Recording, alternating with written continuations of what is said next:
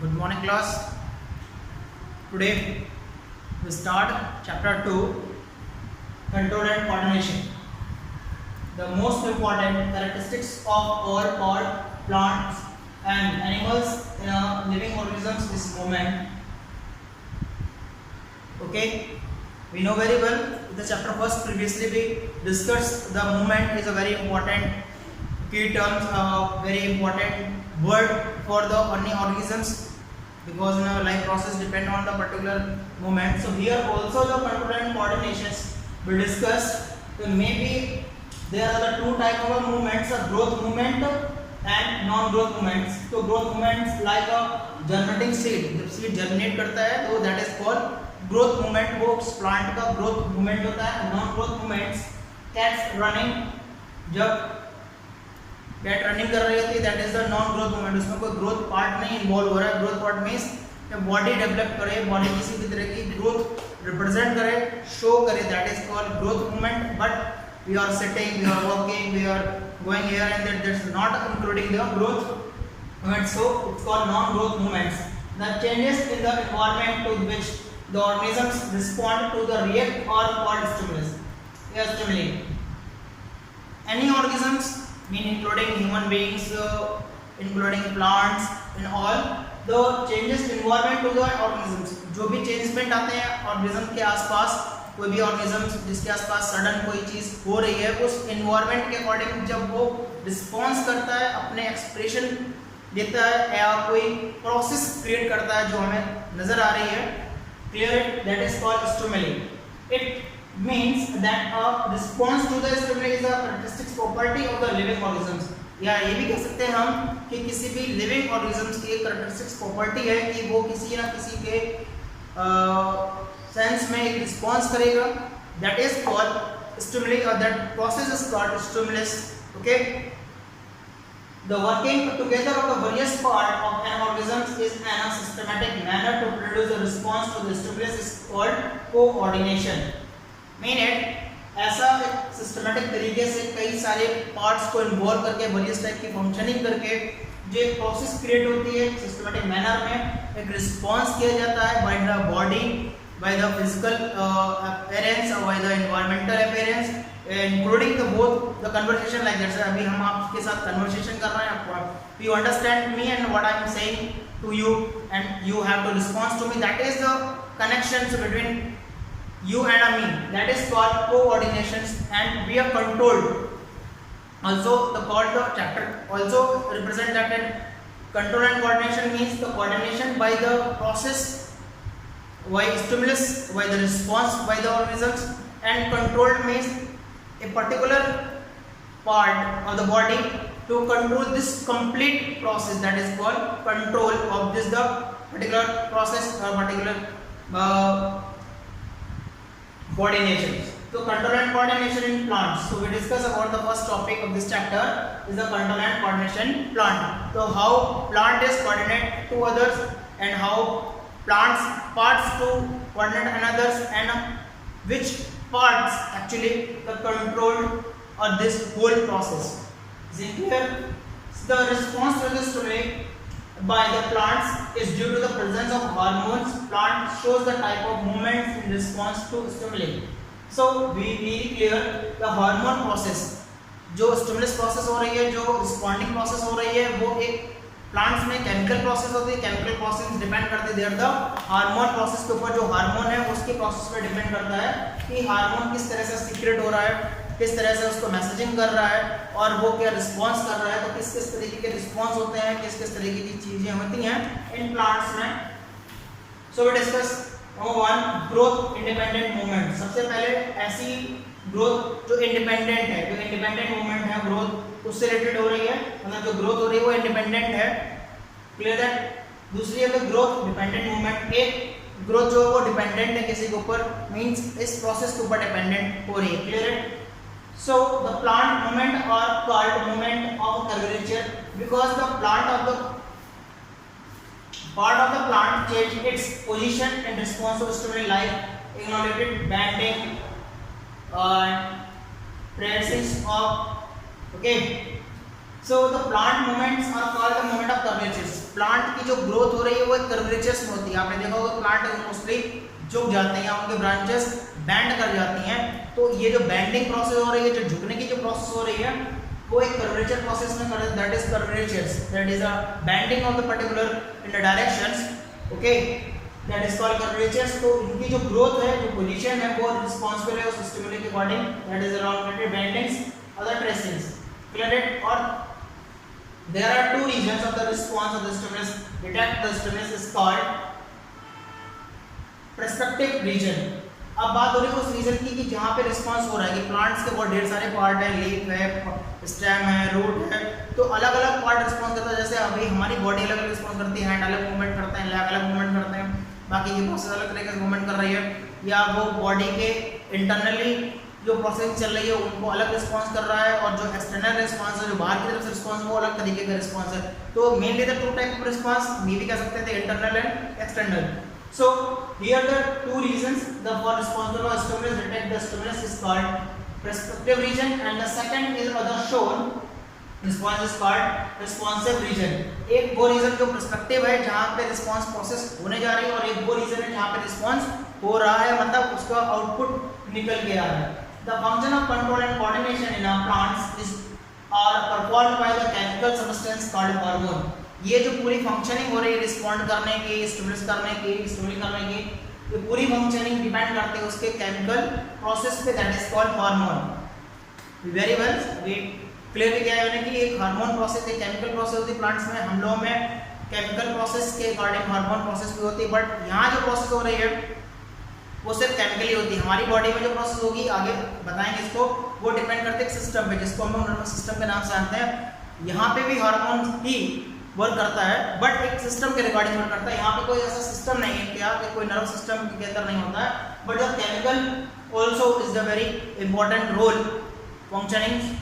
So the plant hormone are the also called the phyto hormones, इनको हम phyto hormones के नाम से जानते हैं। फाइटो हार्मोन्स और plant hormones, the plant hormone are the naturally occurring organic diffusible chemical substance, clear it. जो hormone है यहाँ पे वो नेचुरली ऑर्गेनिक सबस्टेंस होते हैं, क्योंकि मालूम है कि प्लांट्स ऑर्गेनिक सबस्टेंस को टेक करते हैं, वो डिफ्यूजिबल है, वो डिफ्यूज हो जाता है, वो पूरी तरह से डिफ्यूज होता है प्लांट की बॉडी में कंप्लीटली। जो भी जैसे खाना उनकी बॉडी में आता है वो डिफ्यूज प्रोसेस हो जाता है, एयर वाटर मिनरल आते हैं वो भी सब डिफ्यूजन प्रोसेस आता है। तो hormone also the diffusible process, यहाँ हार्मोन भी डिफ्यूजन प्रोसेस से जाता है, which bring about the control and coordination of the various activities such as the regulating growth development। तो ये जितनी भी कंट्रोल एंड कोऑर्डिनेशन की प्रोसेस हो रही है, जितनी वेरियस एक्टिविटीज प्लांट की बॉडी के साथ होती हैं, that is called regulating growth dependent. ये डिपेंडेंट रहती है, रेगुलेटिंग ग्रोथ ये रेगुलरली हो रही है, इस प्रोसेस के बिहाफ पे इसको रेगुलेटिंग ग्रोथ डिपेंडेंट कह सकते हैं। The plant hormone either stimulate और retard growth, these are also called the plant growth regulators. अब इस प्रोसेस को करने के लिए जो पर्टिकुलर पार्ट इन्वॉल्व है, जो पर्टिकुलर प्रोसेस को करने के लिए जो पर्टिकुलर रीजन इन्वॉल्व है इसको, तो उन हार्मोन्स को, उस स्टिमुलेशन प्रोसेस को करने के लिए ग्रोथ रेगुलेटर्स काम करते हैं। जैसे हमारी बॉडी में जो हार्मोन है जो फंक्शनिंग करते हैं एंडोक्राइन सिस्टम के थ्रू, तो उनको हम रेगुलेटर्स कहते हैं, क्योंकि रेगुलेटर्स ही इस प्रोसेस को करने का काम करते हैं actually, clear it. So regulators the growth hormone, the phyto hormones actually also the control the activities like the promotions of dromeces, breaking of dromeces, control of stomata, falling of leaves, growth of fruits, ripening of fruits, agencing in a plant। So most of the process in the plants during this the process. So what the mean of the dromeces? The dromeces means the end is inactive or resting condition during the which is the metabolic stop। जब metabolic reaction जो है वो stop हो जाती है, functioning नहीं कर रहा होता है, प्लांट की जो प्रोसेसिंग है वो रेस्ट मोड में होती है। जैसे हम लोग नाइट में जब काम करते हैं तो हम लोग रेस्ट कर रहे थे, लेकिन बॉडी फंक्शनिंग कर रही थी, लेकिन प्लांट के साथ कुछ पार्ट होता है जो रेस्ट पोजीशन में कुछ टाइम के लिए चले जाते हैं, that is called dormancy. So and in dormancy का मतलब होता है जब सीडलिंग बाहर निकल के आता है, सीड जैसे होता है कुछ टाइम के लिए मिट्टी में दबा रहता है और कुछ टाइम के प्रोसेस नहीं करता है, that is a called rust position. But वो जब सीडलिंग बाहर आती है, जो उसमें से नया एक बर्ड बाहर निकल के आता है, that is called breaking of dormosis. Clear that is the breaking of dormosis means here. So that is a complete process by the control and coordination with the help of the hormones या regulating hormones. It is clear? So the type of hormones, there are the 5 main hormones actually. Auxin, gibberellin, cytokinin, amino acids or ethylene. The based on the effect of plant or the hormone and are divided into groups. अब in plant hormone की process को दो तरीके के growth में divide कर दिया जाता है. एक होता है ग्रोथ प्रोमोटर्स, दूसरा होता है growth inhibitors. First growth promoters and second is growth inhibitors. What are meaning of this particular, क्या काम होता है ग्रोथ प्रोमोटर्स और इनहिबिटर्स का? The amount of phyto hormones auxin, gibberellin and cytokinin are growth promoters. जो तीन total 5 होते हैं, इनमें से 3 जो है वो ऑक्सिन और जिबरेलिन और साइटोकाइन एक ग्रोथ प्रोमोटर कहा जाता है. ग्रोथ प्रोमोटर का मतलब होता है कि ये पॉजिटिव रिस्पांस करते हैं प्लांट की ग्रोथ के लिए. उनको हर तरह से उनके स्टेम में ग्रोथ, उनके लीव्स में ग्रोथ, उनके फ्रूट्स में ग्रोथ, हर तरह की जो ग्रोथ होती है प्लांट्स बॉडी के साथ साथ उसको बोलते हैं ग्रोथ प्रोमोटर्स. एंड कुछ ऐसे भी इसमें हार्मोन होते हैं जो इस इनहिबिटर्स की ग्रोथ को रोकने का काम करते हैं. जैसे हमारी बॉडी में भी ऐसा होता है, आगे और क्लियर होगा, हम डिस्कस करेंगे तब. जो हमारी बॉडी में कुछ ऐसे हार्मोन है जो अगर हम कुछ अननेसेसरी करें, बॉडी के साथ अनबैलेंस डाइट क्रिएट करें, तो कुछ ऐसे हार्मोन है जो हमारी बॉडी इफेक्ट करते हैं. जैसे कि हाइट का रुक जाना होता है, बॉडी प्रॉपर नरिश नहीं करती है. ये सब हार्मोन प्रोसेस पे ही डिपेंड करता है. कुछ इंटरनल चीज़ें भी क्रिएट हो जाती हैं हमारी बॉडी में, उसके वजह से इनहिबिटर्स ग्रोथ जो है, मतलब यहाँ पे ये है कि प्लांट की ग्रोथ को इफेक्ट करते हैं, डालते हैं, तो वो किस तरह से फंक्शनिंग करते हैं. बट एथिलीन जो है, ethylene is a plant hormone which has a dual function, inhibitors as well as promotion of growth of plants. ये एथिलीन एक ऐसा हार्मोन है इस प्लांट बॉडी के साथ जो कुछ पर्टिकुलर प्लांट्स के साथ में प्रोमोटर का भी काम करेगा और कुछ के साथ इनहिबिटर्स का भी वर्क करेगा. Clear that it? The growth of a plant can be divided 3 stage. पहला जो डिपेंड करता है इनके जो ग्रोथ जिसकी बात कर रहे हैं जो है ऑक्सिन, या दूसरे जो है वो cell division, cell elongated and cell differentiation. Cell का डिवीजन करना, सेल में दो तरीके के डिवीजन प्रोसेस होते हैं, माइटोसिस और मायोसिस. तो उस प्रोसेस को करने में काम करना होता है. सेल इलोंगेटेड, सेल को इनलार्ज करना, उसको बड़ा करना और कनेक्टेड करना या एक दूसरे के साथ अटैच करना. एंड द सेल डिफरेंशिएशन का मतलब सेल की साइजिंग की बात हो रही है. यहाँ पे अलग अलग सेल की अलग अलग फंक्शनिंग है, हम लोग अच्छे से जानते हैं. तो उनके डिफरेंशिएशन को, सेल को बताना कि ये पर्टिकुलर सेल किस पर्टिकुलर पार्ट से है, उस चीज़ों को करने के लिए भी हार्मोन रिस्पॉन्सिबल है. तो hormone and its function, in short अगर बात करें सारे हार्मोन्स की, हम लोग पीडीएफ में ऑलरेडी देख चुके हैं. सो इन शॉर्ट यहाँ पे ऑक्सिन की बात करें तो ऑक्सिन का काम होता है promote stem and fruit growth और इंड्यूस पार्थेनोकॉपी.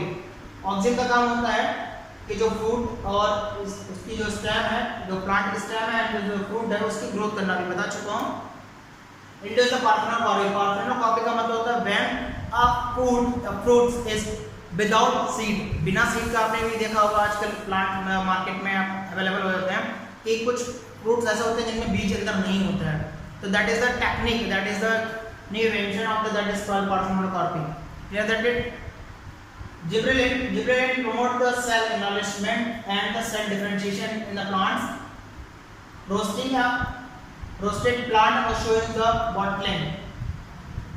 Okay, जो bottles में हम उनका यूज करते हैं, जो प्लांट के साथ क्राफ्टिंग का काम करते हैं, प्लांट को जो है एक प्लांट का दूसरे प्लांट के साथ जो प्रोसेसिंग करते हैं न्यू जनरेशन को ग्रोथ करने के लिए, तो उस कंडीशन में भी ये सारी चीज़ें क्रिएट होती हैं. ये जिब्रेलिन हार्मोन इसके रिस्पॉन्सिबल है. जिब्रेलिन हार्मोन का अलग से भी अगर प्लांट में वो कुछ कमी है तो अलग से भी ये मार्केट में अवेलेबल है. इनको बढ़ाने वाले कुछ केमिकल्स आते हैं जिनमें ये हार्मोन्स प्रेजेंट रहते हैं. क्लियर है? उनको अगर हम छिड़काव करते हैं, उनको ऊपर स्प्रे करते हैं, तो ये पूरी तरह से काम करते हैं. तो cytokinin to promote the cell divisions, help in breaking dormancy of the seed and the buds, delay agents in leaves. Okay, उनकी जो है लीव्स की जो एजिंग है उसको डिले करने के लिए, उसको कम करने के लिए, उसको अच्छा बनाए रखने के लिए इसका काम होता है. विस्कस acids the promotes the falling of the leaves, विस्कस promotes the closing of stomata and the wiltings of the leaves. जो विल्टिंग का जो पीलापन, जो लीव्स पे पत्तियों का झड़ना जिसको हम कह सकते हैं, स्पॉटिंग जो होते हैं उसको विल्टिंग बोलते हैं, विल्ट. ओके, तो इन सब चीज़ों को रोकने के लिए या तो उसको करने के लिए, प्रमोट करने के लिए इस एसिड का काम होता है। और ये भी कह सकते हैं जब इसकी कमी होती है तो ये इनहिबिटर्स का भी वर्क करता है। Ethylene the promotes the yellowings of the leaves, जो एलोनेस है, जो पीलापन है पत्तियों का, उसको प्रमोट करता है। क्योंकि सीधी सी बात है कि जब ग्रोथ करते हैं उसके बाद एक सडन एज आती है और हम ओल्ड एज में चले जाते हैं, तो प्लांट के साथ ही बेटा उनके एज के अकॉर्डिंग ये सारी फंक्शनिंग होती है। तो पत्तियों का पीलापन जो आ रहा है पत्तियों के ऊपर, लीव्स के ऊपर, वो एक एथिलीन हार्मोन जिसकी वजह से ऐसा हो पाता है। Promote the growth and the ripening of the fruit, fruit का राइपिंग होना, फ्रूट का पकना, ये इस प्रोसेस, इस हार्मोन के प्रोसेस होता है। Dealing the ageing of the leaves, यहाँ पे वही बात है कि लीव्स की जो एज है उसकी एजिंग को डिलीट कर देता है ये। So the control and coordination in plants. The plant do not show the locomotion but the movement of the individual part of the plant when exposed to the external stimuli like a light, water, gravity and touch. Okay? तो plant अब किस तरह से coordinate करेगा, किन किन part के साथ कोऑर्डिनेट करेगा, क्या क्या चीजें जो एक्सटर्नल एनवायरनमेंट में उनके के साथ किस तरह से करेगा। तो plant do not show locomotion, तो लोग जानते हैं कि प्लांट लोकोमोशन शो नहीं करता, मींस एक जगह से दूसरी जगह मूवमेंट नहीं करता है, लेकिन एक जगह पे रह के वो मूवमेंट कर रहा है। उसमें इस पेड़ में जो पर्टिकुलर पार्ट इन्वॉल्व रहते हैं, जैसे कि रूट है, उसके शूट्स हैं, लीव्स हैं, और ये एक्सटर्नल प्रोसेस करते हैं स्टिमुलस किसके थ्रू, लाइट के थ्रू, जैसे कि लाइट के थ्रू रिस्पॉन्स करते हैं। वाटर में बेसिक बात है कि वाटर को एब्जॉर्ब करते हैं, तो वाटर के थ्रू रिस्पॉन्स कर रहे हैं। ग्रेविटी के थ्रू, ग्रेविटी के मतलब होल्डिंग, क्योंकि तभी होल्ड कर रहा है प्लांट, तो ग्रेविटी हो गया। टच, जब हम पत्तियों को छूते हैं या कुछ करते हैं, उनको तोड़ते हैं, ठीक है ना, तो वो टच को भी रिस्पॉन्स करते हैं। ओके, ये सारे मूवमेंट्स के बारे में सबसे पहले डॉक्टर हमारे यहाँ जेसी बोस, जिन्होंने बताया था इसके बारे में, रिसर्च की थी और बताया था कि प्लांट्स हमारे लिविंग पार्ट में आते हैं। तो ये सारी प्रोसेस के थ्रू ही ये जान पाया गया था कि प्लांट्स लिविंग पार्ट्स में आते हैं। Clear that the movement of the all plant is a response to the external stimuli classified into two types. अब जो मूवमेंट होते हैं उनके थ्रू जो एक्सटर्नल रिस्पॉन्स शो करते हैं, like water, like gravity, like touch, तो दो तरीके से किया जाता है, ट्रॉपिक और नेस्टिक मूवमेंट। ट्रॉपिक मूवमेंट और nastic movement. The tropic movement, tropic movement are also called the tropism, इसको हम ट्रॉपिज्म भी कह सकते हैं। द डायरेक्शनल और growth movement of a part of a plant is a response to an external stimuli in which the growth response depends on the direction of the stimuli is called tropism. It means the tropism का मतलब होता है growth, हम सब जानते हैं tropism होती है growth। तो किसी भी growth के रिकॉर्डिंग मतलब किसी भी मूवमेंट, ऐसा मूवमेंट जो ग्रोथ के रिकॉर्डिंग जा रहा है, कोई भी ग्रोथ उसमें आ जाती है या उसकी प्रोसेस को कह सकते हैं या रिस्पॉन्स कह सकते हैं stimulus, that is called tropism. So there are two type of based on the response of the stimuli, like the towards stimulus and the positive tropism and the away from the stimulus called negative tropism. यहाँ पे tropism उसके functioning पे depend करती है। दो तरीके से tropism हो रही है, एक हो रही है उसके according, means toward the tropism, that is called positive tropism, और फ्रॉम द tropism मतलब away from the, उससे दूर हटके, ठीक है, उससे दूर जा रही है, मतलब मींस नेगेटिव tropism। तो पॉजिटिव और नेगेटिव tropism में क्या आता है, इसको एक्सप्लेन करते हैं। ट्रॉपिज्म एंड स्टिमुलस, जैसे कि ये ट्रॉपिज्म की प्रोसेस है और स्टिमुलस है, तो फोटोट्रॉपिज्म लाइट, इसका स्टिमुलस कौन है, लाइट, ये लाइट के रिगार्डिंग जो ट्रॉपिज्म हो रही है वो आ रही है। जियो का मतलब होता है अर्थ, हमारी तो अर्थ ट्रॉपिज्म, जियो ट्रॉपिज्म होती है जो अर्थ के रिगार्डिंग होती है, वो कौन करता है, ग्रेविटी, मतलब जो रूट है हमारी प्लांट का अपर मोस्ट पार्ट, जो ऊपर का वाला पार्ट है, वो लाइट के रिगार्डिंग स्टिमुलस करता है, रिस्पॉन्स करता है, तो उसको हम फोटोट्रॉपिज्म कह सकते हैं। जियोट्रॉपिज्म का मतलब है ग्रेविटी के अकॉर्डिंग जो रूट्स होती हैं वो इसमें आते हैं। ना कीमोट्रॉपिज्म का केमिकल के अकॉर्डिंग रिस्पॉन्स करना, क्योंकि हम केमिकल सबसे इंपॉर्टेंट रोल प्ले करता है प्लांट्स की ग्रोथ में और प्लांट्स के प्रोसेस में। Now the water, we know very well, water भी बहुत इंपॉर्टेंट रोल प्ले करता है। तो वाटर के अकॉर्डिंग स्टिमुलस वाटर यहाँ पे, और उसके अकॉर्डिंग जो ट्रॉपिज्म है वो हाइड्रोट्रॉपिज्म है। ऐसे ना थर्मोट्रॉपिज्म, थर्मो का मतलब टच, जो टच के अकॉर्डिंग रिस्पॉन्स होता है वो इसके इसमें आता है। Clear that it? सो अब जो नेगेटिव और पॉजिटिव की बात हो रही है वो इसमें भी और क्लियर करते हैं। जो फोटोट्रॉपिज्म है लाइट के रिगार्डिंग वो होगी पॉजिटिव, क्योंकि वो toward the growth, toward the tropism जो हो रही है वो होती है पॉजिटिव, और अगर इसके अकॉर्डिंग नेगेटिव ले तो नेगेटिव हमारी हो जाएगी जियोट्रॉपिज्म। क्यों? क्योंकि फोटोट्रॉपिज्म के नेगेटिव कौन सी है, जियोट्रॉपिज्म। अब जस्ट अपोजिट इसका, जियोट्रॉपिज्म के अकॉर्डिंग अगर करेंगे हम, ग्रेविटी के अकॉर्डिंग अगर ट्रॉपिज्म की बात करेंगे तो जियोट्रॉपिज्म कैसे हो जाएगी, पॉजिटिव, क्योंकि वो रूट के अकॉर्डिंग पॉजिटिव है। बट जो अपर ग्रोथ हो रही है प्लांट की, अप साइड जो ग्रोथ हो रही है that is a negative ट्रॉपिस।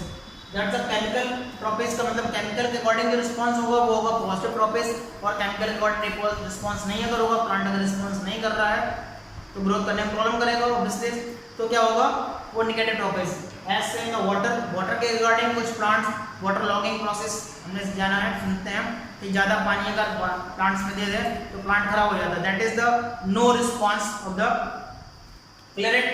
Now the use of tropic movements and other in our next video or next class. Thank you class. So class continue.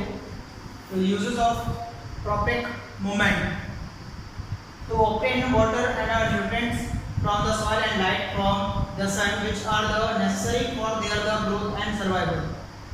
We very know the tropic of movements uses the obtain from the water and nutrients, because the plants obtain their nourishment and their nutrients by the help of the water and the nutrients from soil and light and sunlight, means from sun, which are the necessary for their the growth and survival.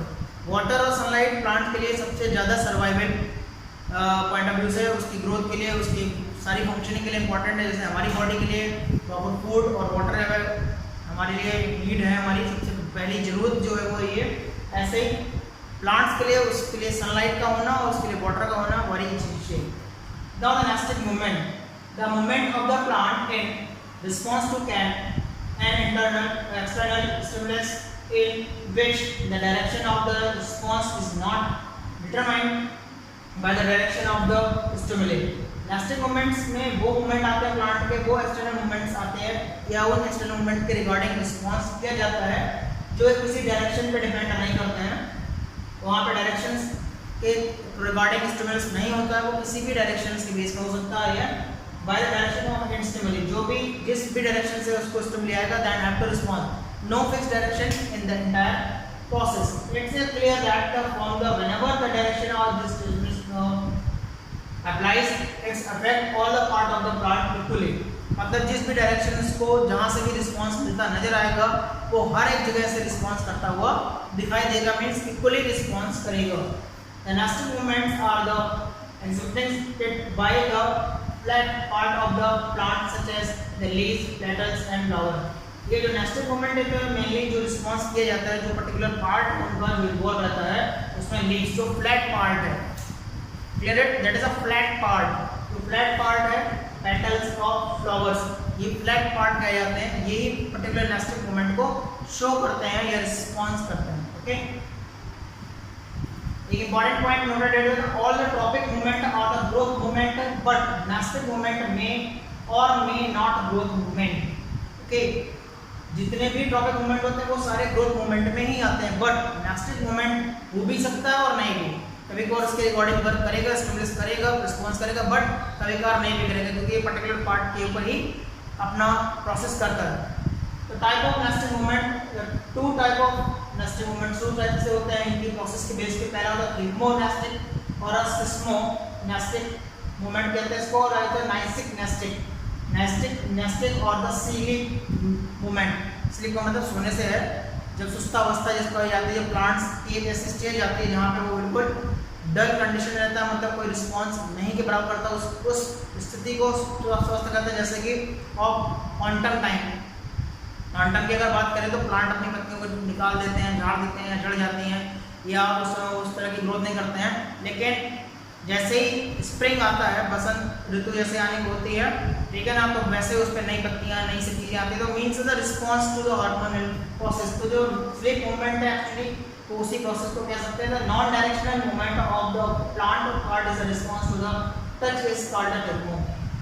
Clear, thigmo के बारे में पहले ही बच चुके, जो हम लोग बात कर रहे हैं वो हम टच की बात करें तो फिग्मो टच के लिए आएगा हमेशा, ठीक है। तो जो नॉन डायरेक्शनल मूवमेंट है हम किसी भी पार्ट को कभी भी कहीं से भी छू सकते हैं, तो उसके रिगार्डिंग जो टच मिलेगा, जैसे एग्जांपल हमारे पास मिमोसा प्लांट होता है जिसको टच मी नॉट के नाम से जानते हैं, छुई मुई हिंदी में कहते हैं। जब उनकी पत्तियों को हम टच करते हैं तो टच करने पर वो सिकुड़ जाती है। ऐसा क्या प्रोसेस होता है कि वो सिकुड़ जाती है? Means have to response the external environment. उसके लिए हमारा छूना या किसी के थ्रू छूना एक्सटर्नल एनवायरनमेंट के थ्रू है, और जो पत्तियों का सिकुड़ना that is the stimuli have to response by the particular means. Okay, so ऐसा होता है कि उसमें एक्चुअली जो गॉड सेल्स होती हैं उनको टच करने पे वो एकदम प्रोसेस में आती हैं, और जो वेटर वेपर उसके अंदर जो है वो एकदम से ओपन होता है स्टोमेटा, और वो वहाँ से रिलीज हो जाता है, और पत्तियों के साथ जो वाटर है वो रिलीज होता है बाहर की तरफ। अब क्या होगा, जब वाटर रिलीज हो जाएगा तो पत्तियों का सिकुड़ना लाजमी है, लेकिन थोड़ी देर बाद जैसे स्टोमेटा क्लोज हो जाएगा तो वापस अपने नॉर्मल फॉर्म में आ जाती है। क्लियर दैट है? तो सबसे स्पेशली इम्पॉर्टेंट एग्जांपल हो सकता है थिग्मो नेस्टेड मूवमेंट का। Okay, the movement which involves the diurnal variations day and night. यहाँ पे diurnal का मतलब यहाँ पे है डे और नाइट जो आ रहा है दोनों कंडीशंस में, दिन में भी और रात में। In the position of the flowers of the leaves and the plant is called nyctinastic movement. Nyctinastic movement जो दिन और रात के हिसाब से कुछ प्लांट्स के फ्लावर पार्ट स्पेशली अगर बात करें तो डे और नाइट के रिगार्डिंग वर्क करता है कि कुछ रात में खिलते हैं, ठीक है ना, कुछ दिन में खिलते हैं, या कुछ सन की तरफ फेस करके रहते हैं इनका, या कुछ का और किसी डायरेक्शन के अकॉर्डिंग फेस रहता है, और वो उसी के अकॉर्डिंग रिस्पॉन्स करने का काम करते हैं। It's clear? तो इस टाइप के जो मूवमेंट हो रहे होते हैं वो डे नाइट मूवमेंट है, इनको डियूरनल मूवमेंट कह सकते हैं, और इनको हम पोजीशन इनकी जो फ्लावर के लीव्स की होती है प्लांट में, और इस प्रोसेस को नेस्टिक मूवमेंट कह सकते हैं। ओके, जैसे कि एग्जांपल है हमारे लिए सनफ्लावर और ढेर सारे। The classified into two types, इसको भी हमने दो तरीके से कर रखा है, फोटोनेस्टिक मूवमेंट और दूसरा थर्मोनेस्टिक्स। थर्मो से मतलब आपको समझ आता है हीट के रिगार्डिंग कवर करते हैं, फोटो मतलब लाइट के रिगार्डिंग जो मूवमेंट शो करता है। तो फोटोनेस्टिक मूवमेंट में the non directional movement of the plant, example हमारे पास the petal of the flower is the response to light the called the photonastic. जैसे कि डेलिनियंस फ्लावर है या मून फ्लावर एग्जांपल है इसके लिए हमारे पास। जो नॉन डायरेक्शनल होते हैं, जो कि स्पेसिफिक फ्लावर के जो पेटल्स हैं उनके लिए मूवमेंट शो होता है जब वो खिलना शुरू करते हैं या बंद होना शुरू करते हैं, उस कंडीशन में इसके लिए दिया गया है थर्मोनेस्टिक मूवमेंट और nastic movement in which plant part are respond to the variation in the temperature. क्योंकि कुछ प्लांट स्पेशली ऐसे हो सकते हैं जो टेम्परेचर के व्याप पे सर्दी गर्मी के हिसाब से भी होते हैं, ठीक है ना। ज़्यादा टेम्परेचर हुआ तो वो अलग रिस्पॉन्स करेंगे, कम टेम्परेचर हुआ तो कम रिस्पॉन्स करेंगे। कुछ ऐसी जगह पे हैं जैसे कि जहाँ पे 2400 घंटे बर्फबारी रहती है, 2400 घंटे बारिश रहती है, उसके बाद भी फ्लावर रहेगा। तो इट मीन्स द टेम्परेचर के रिगार्डिंग वर्क कर रहे हैं, वो टेम्परेचर के रिगार्डिंग रिस्पॉन्स कर रहे हैं, तो that is type of the thermonastic movement. Example हमारे opening and the closing of the flowers of the crocus and a tulip. Tulip का जो प्लांट होता है वो पानी में रहता है और उसी के रिगार्डिंग वर्क करता है, टेम्परेचर वहाँ पे कम ज़्यादा रहता है। Clear that? So the next topic, control and coordination in animals. Animal process two main of the control and coordination: nervous system and chemical and endocrine system. So the class today we hear only the small discussions. Clear that it? Now the nervous system and chemical system in a human is a very broad or a very special type of functions, very special type of means of coordinations. That is, so the next class, the next video, I detailed you and explain one by one. So thank you class, stay healthy and stay happy.